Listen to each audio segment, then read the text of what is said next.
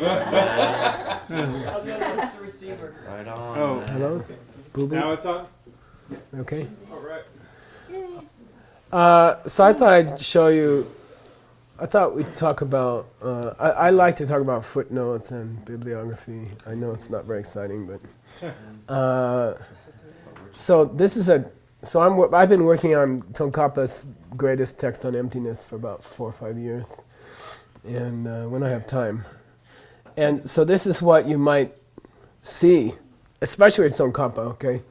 These are all the texts he's working on, that he mentions. So these are, I'll have the actual text, because I might be working on it. When he quotes things, I go read them, then I get, this is Chankya, Dupta, I might have a comparative note from Chankya. And this is Chonin Lama's commentary. These are different versions of of the root texts. Tashilumba edition, Kumbum edition. This is the native catalog to the Tengyur. This is Dhammakara Sutra. This is the first Dalai Lama's Abhidharma commentary. These are my own teacher's notes. I have like a couple hundred recordings of my own teacher teaching me. You still have those? I don't have many of them.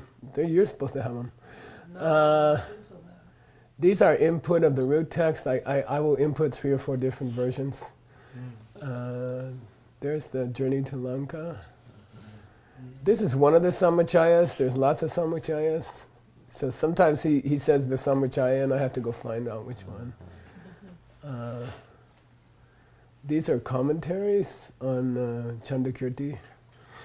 And this is Abhidharma auto commentary. This is Abhidharma Samuchaya by Asanga, because he quotes that. That's another Samuchaya.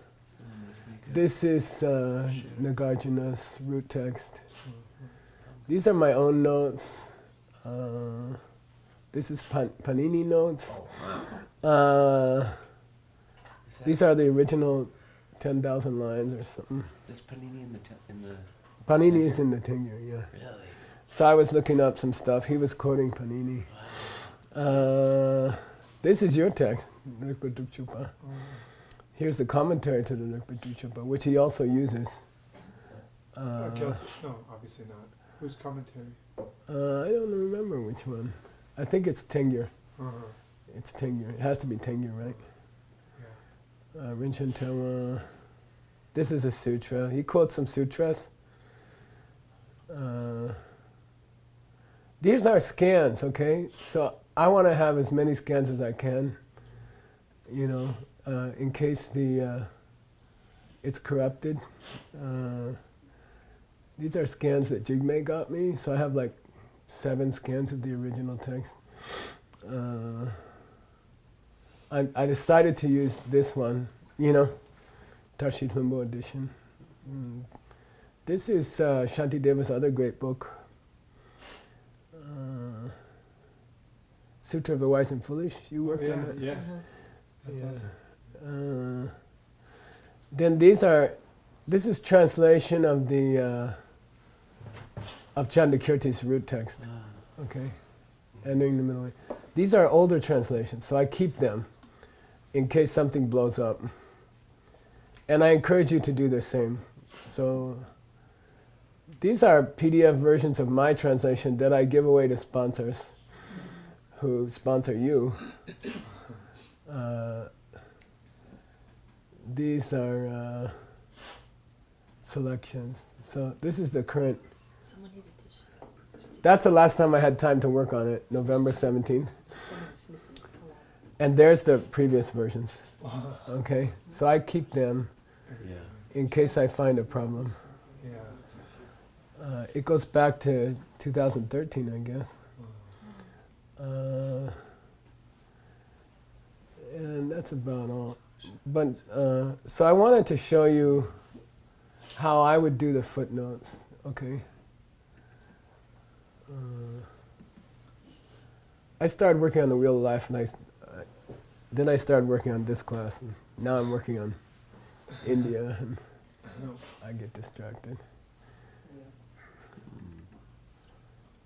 Come on now.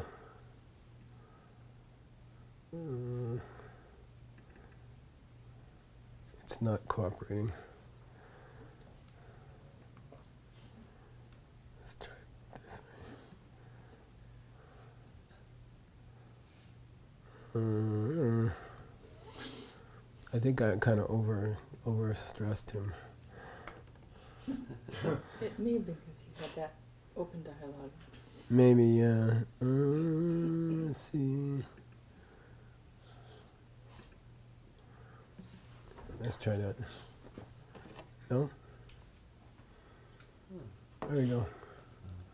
Did I make notes to myself, about things cleanups I have to do that I don't feel like doing? This is, I keep track of how much I've done. Oh, wow. Okay, I'm about a third of the way through. Wow. Okay, and these are I keep a table of contents going. When I'm tired, I work on that. When I don't trust myself to translate, I'll just @ sign means provisional, that the number will change later, and these are his. Harvest Moon. Yeah. This is gonna be so great. So that's Raptagawa, right? Yeah. His book is laid out according to the. And that's a kind of typical footnote I might have. Okay. Let's just skip to like the middle or something. Take some footnotes. So by now I'm into it. And what do you call it? I indent a work that he's quoting. He quotes a lot.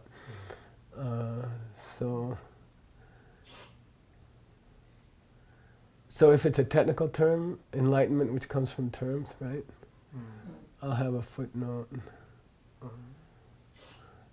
And this is mainly what I wanted to show you today. I will you got to put the folio numbers. I take a sexy part of the quotation and put it in italics. You see, and I like to. You see, this ended with Cycle of Pain, right? But I felt this was more sexy. So, somewhere I got it. Yeah. Oops. Oh man. Just saw it there. Where is that? Alleviates.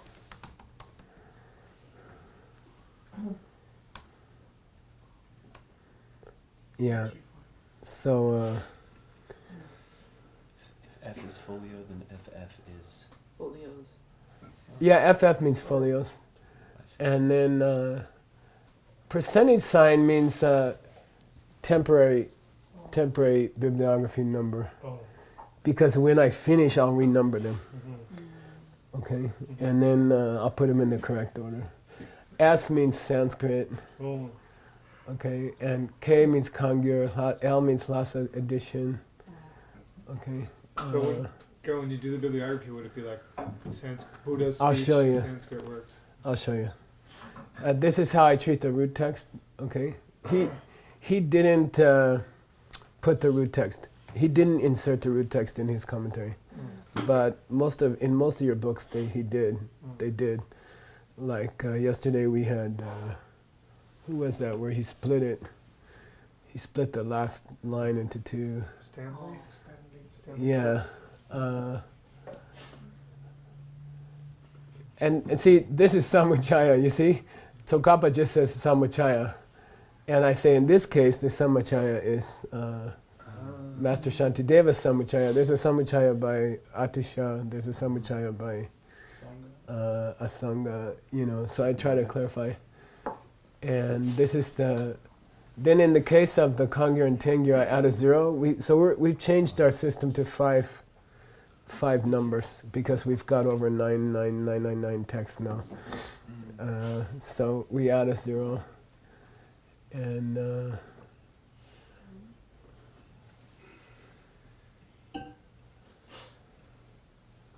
There's another footnote.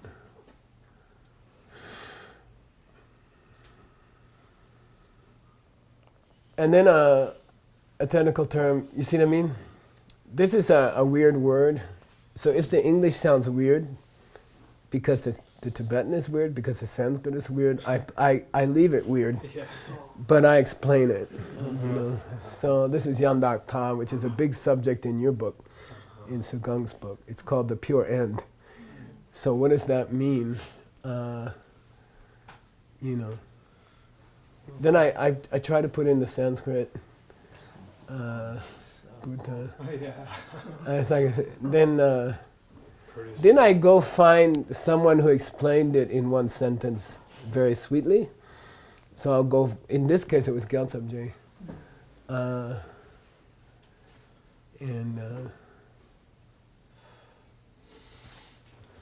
This is quote. I'm quoting the Tenrim Chama. He had a nice explanation of it. You know, and. Like that. So B means Tibetan bibliography, you know, Tibetan books. And that's if I have a really weird word, because the English is going to be weird also. And if the Sanskrit's weird and the Tibetan is weird, you should leave it weird. And you should explain it, okay? Then, so that's what a typical bibliography entry looks like. Let me get a more normal one.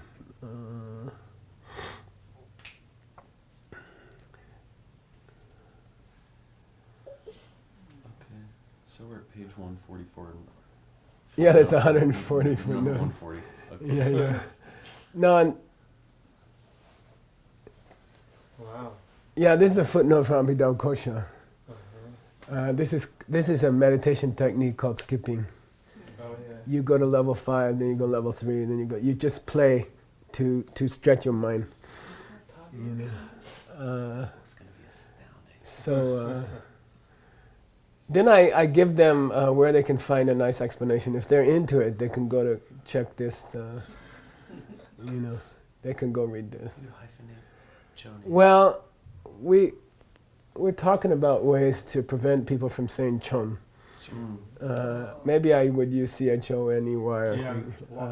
I think that's what we decided. But this is a typical. Here's a good footnote, okay? So this is Jayananda's commentary to Chandakirti, which is a famous one. And then this means it happened to be the first Sanskrit book mentioned in this book.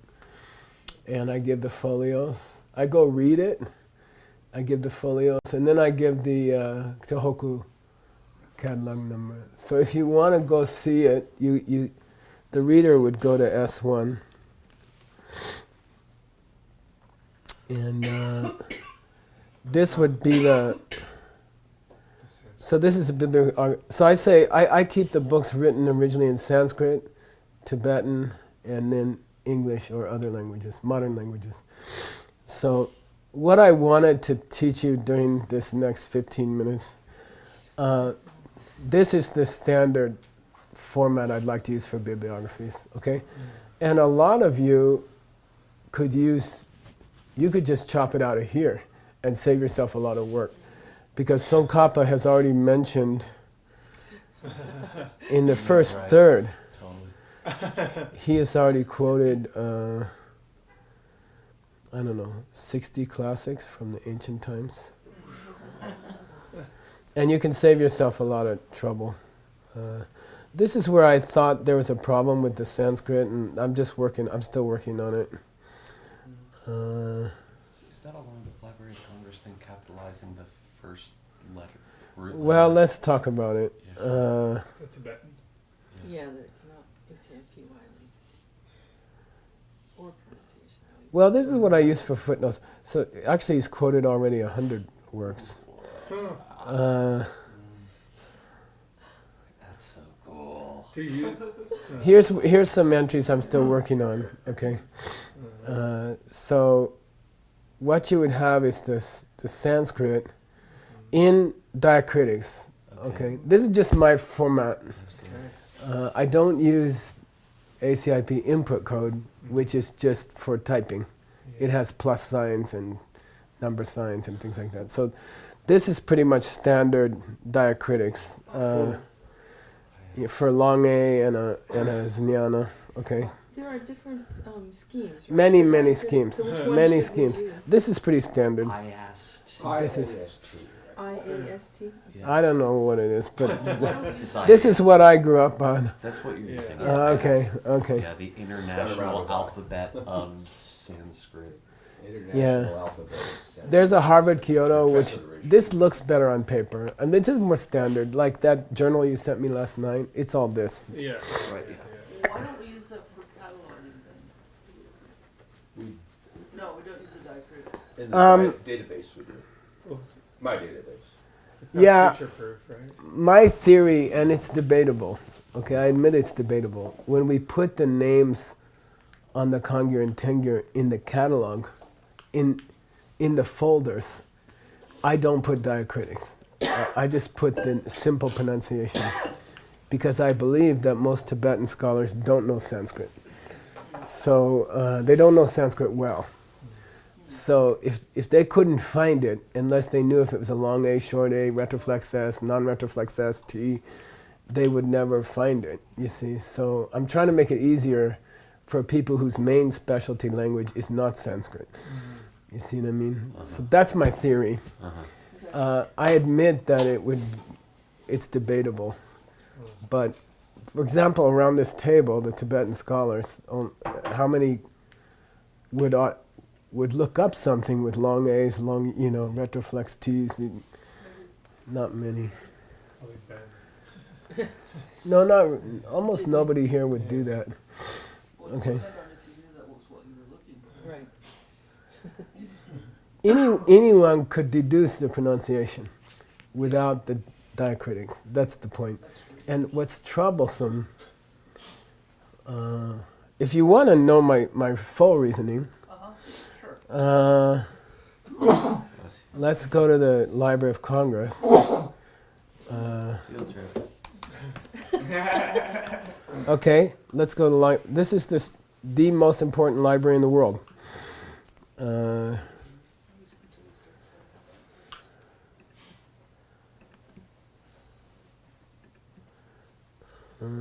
Catalogs, and then LC means Library of Congress. Okay, and look up Abhidharma. Okay, what do you see? Pronunciation. They lost the diacritics. Yeah. It got lost. Okay. All right. See here, it's not kosha and it's not kosha. It's just the pronunciation. How is it spelled? I can't see. It's K-O-S-H-A. It's just pronunciation. So it's an SH, not an S. Right. It's not an S slash and it's not an S dot. Sometimes they just do S and then. No, most of the time they lose the diacritic Yeah. unwantedly. Somewhere in their system. See, look here. Now it changed again, Oh. and it's messed up. It's all messed up. Totally messed up. And so let's skip to the next file. So this was all their input? Like, Well, going through their systems, it got corrupted. yeah. Here's a MZOD where it should have been MDZOD, for example. Okay, it's totally corrupt, and all the Tibetan is messed up. I mean, all the Sanskrit is messed up. They just lost here, Mahaka. Well, I put this file into ACIP system Right. so I could search it. I changed it all to Tibetan, Sanskrit. It took me like a couple months. Wow. So I could search it, because at the time it was the only catalog around. There was no TBRC. This is what TBRC was built on. Right. 50% of TBRC is here. So anyway, okay, let's just talk about this. Then, this is an old system where you capitalize the primary letter, the alphabetized letter. This is what it would be alphabetized by. Okay, and then you put hyphens for words that hang together. Right. Okay, and that helps the reader. Pakpa, sa, chupe, nambar, shepa. You see? And then in Sanskrit, I capitalize the first word, and that's really just a honorific Mr. Exalted Sutra, right? And then I capitalize the first word of the real title. See here? Pakpa is a standard cool book. It just says cool book. Arya. So that's not the title. It's not part of the title. Right. I mean, it's part of the extended title, but it's not really part of the title. And then I capitalize the first real word of the title. And we can learn it together. I can help you with it. I give the Tibetan translation is here. I give the pages.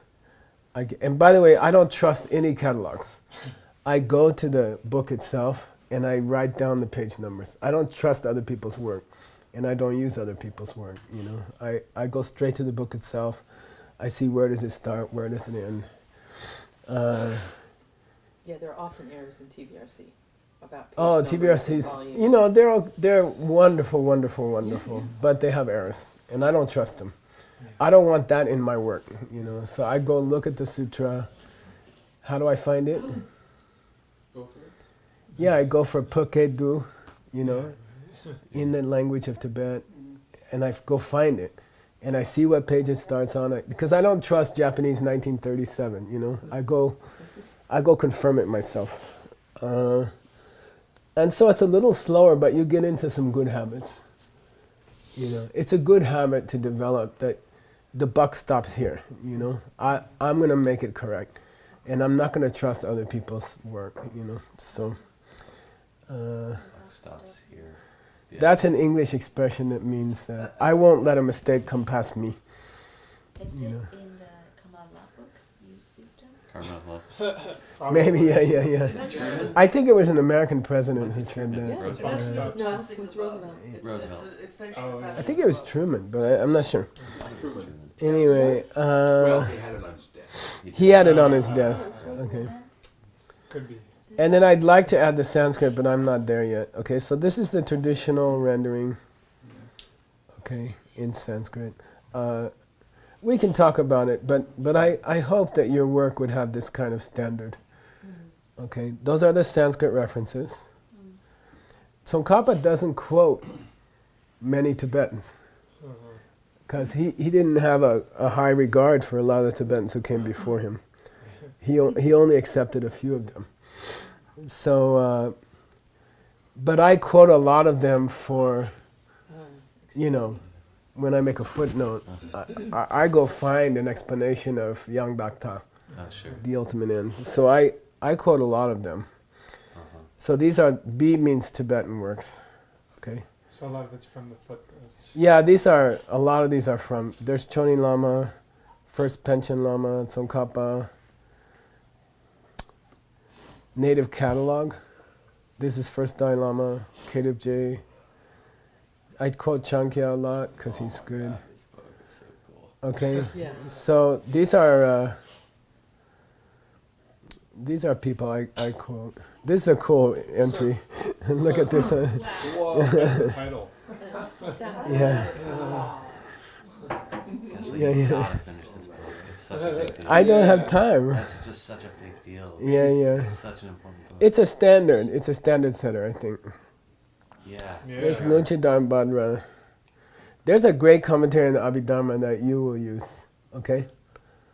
And this author, I believe he helped make the last Kangyur printed in Tibet. And then, no, his name is Gyalwang Losam Tenlin Namgyal. And I believe he was executed for making mistakes in the Kangyur. Really? Yeah, that's a In the nice. 1800s? So nobody do that. Did you okay? B31 can maybe even 33 like Pabongkari Benjamin why the P is capital and then, or rather they change Ningpo, the D is capital but Ningpo. Oh, that's the alphabetization letter. But how about the Ningpo? When you look up Deche Nimbo in a dictionary, it will be under D. Oh. But You I mean, see. how about Ningpo, you don't capitalize the N or? No, because you in Tibetan you just capitalize in this system you just capitalize the first. Oh. So Sugang Shi would be capital S on the Sugang and small Shi. Yeah. Like here in the title, just capitalize the first letter. This is the book you guys are studying in the Lamrim retreats. This book, okay. It's a good source book.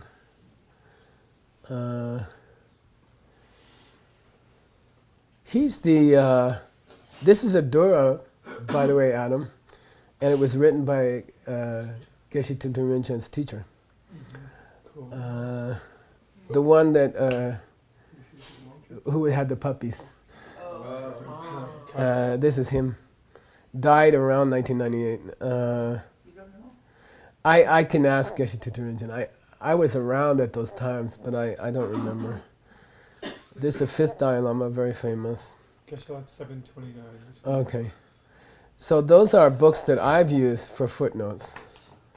Can we have a copy of what you've Yeah, done so far? it's Yeah. Adam puts it up online Actually, every. writing an email right now and Oh, send out the latest version. There's a. It's online. Every time I do a new version, he posts it, Okay. and you can read it. But my intention is, why I'm showing it to you is, you can take your footnotes from there, and you don't have to do all the work. Yeah. A lot of your books are already in there, okay, especially Sanskrit books. Then here's English books. There's Dwight Whitney's greatest grammar ever written. There's Geshe Michael Roach and Nagarjuna. These are, books that I approve of, which are about 8.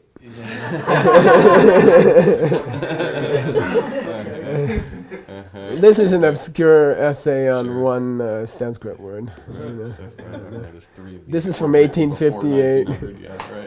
A book in Canarese. Okay. So anyway, What is Canarese? it's some obscure Indian language, but they had a word that I was looking for. And I bought the book. It cost me $100 or something.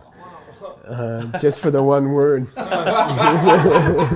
No, I found it on Google. Right. You bought the electronic version for it? It was like an academic No, I had to buy the. book. Those are those 2 big green books in my house. Yeah. I haven't even done the footnote yet. Okay, here we go. You ready? Utpala. Please finish that book. Oh, so anyway, that's the standard for footnotes and bibliography. Okay. Oh, I try. It's a very pleasant book to work on. It's very, very beautiful. Yeah. And it is the best book on emptiness that I'm aware of.